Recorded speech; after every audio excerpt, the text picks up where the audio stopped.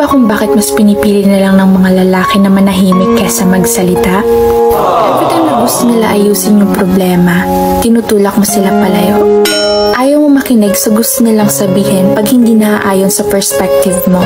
Sinusubukan nila yung best nila makipag-communicate, kaso ang nagiging dating sa'yo, nagiging toxic sila, nagiging manipulative sila, ginagaslight ka nila, kahit ang gusto lang naman nila is maintindihan mo yung bagay na pinapaliwanag nila. Kaya karamihan sa mga lalaki mas pinipili na lang ng sarilihin yung sakit na nararamdaman nila, dahil yung mismong tao na gusto nilang pagsabihan is hindi rin open makinig sa sasabihin nila.